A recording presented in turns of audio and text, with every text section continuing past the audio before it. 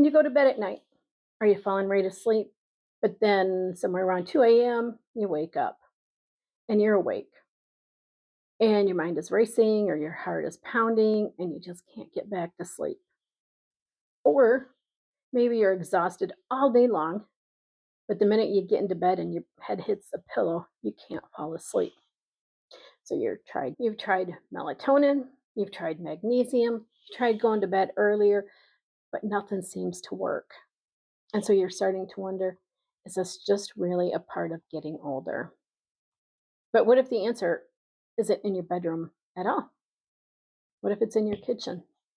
Hi, I'm Kim Rendon, and I am your menopause rebel dietitian, helping you do menopause your way so you feel better and do it with a rebel spirit.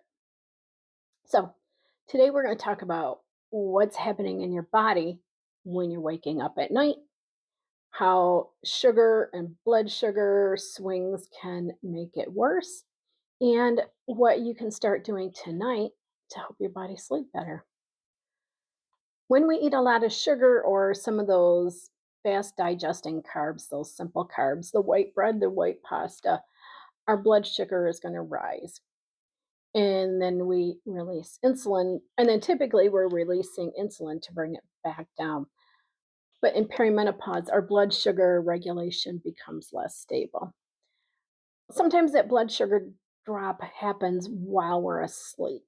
And when that happens, our body releases cortisol and adrenaline because it's working on getting to our backup stores. And those are the wake up hormones. So suddenly at 2 a.m., you're wide awake because you have cortisol levels that are now rising that shouldn't spike until about the time you get up. Then we have two other important hormones called ghrelin and leptin. And our ghrelin is our make us hungry hormone, and leptin is our make us feel full hormone. And when we don't get enough sleep, it totally throws those two right out of whack. Then our bodies naturally start looking for those quick energy foods, the sugary foods, the refined carbs. And since we didn't sleep well the night before, we get that mid afternoon crash, and then we start all those cravings for the sweets and the carby food. And we're going to look for things like coffee, which I know when I did coffee, I did a lot of sugar in my coffee. You might find granola bar, chips, crackers, something like that, chocolate, just to give you that bump up in sugar to get you through the afternoon. So that cycle just continues. You've now put up your sugar level, you go to bed, it crashes in the middle of the night, and then you get the 2 a.m. wake up with the cortisol. And that whole cycle just keeps going. But maybe you've watched your diet all day, you've eaten healthy, not adding in all those sugary foods, those carbs. But in the evenings, you come home from work, we have a glass of wine to just wind down and relax from the day, have some chocolate, have some crackers before you go to bed, have a bowl of cereal. I know my thing was I wanted a bowl of cereal or a bowl of ice cream before I went to bed. And that was just a habit that was started during my childhood with my whole family. They don't seem like a big deal, right? But they're going to make your blood sugar rise. And like I did it just before I went to bed while I was sitting there 9, 10 o'clock at night. Okay, I'm like ready for my snack and I get my bowl of cereal and eat it. So we're doing that cycle, right? We raised our blood sugar just before we went to bed, and then overnight it's going to drop, and then you're waking up. What can you do starting tonight?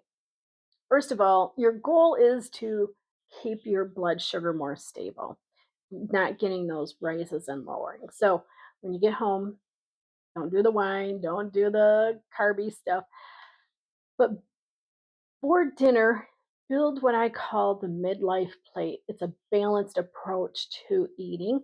If you're interested in more about that, go check out my video on how to eat during perimenopause. Basically, the plate, you're going to do a portion of your plate with a good protein source, about 30 to 35%. You're going to do half of your plate with a non starchy veggie. And then you're going to do the rest of it with either a starchy veggie or a whole grain.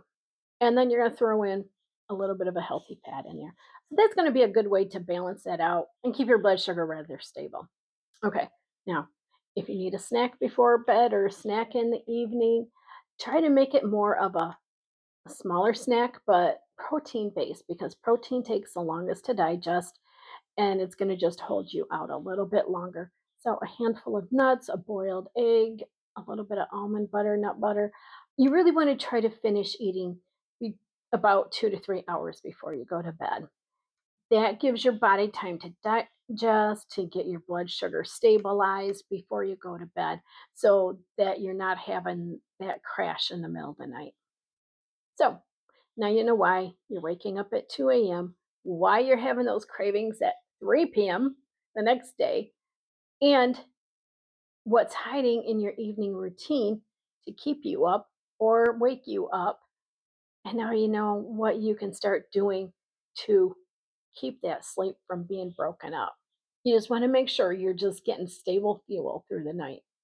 And if you want to know more about that rebel plate and how to eat during perimenopause, check out the link below and get the link to the Menopause Rebel Nutrition Guide. That's going to talk about the midlife plate and how to balance all that out.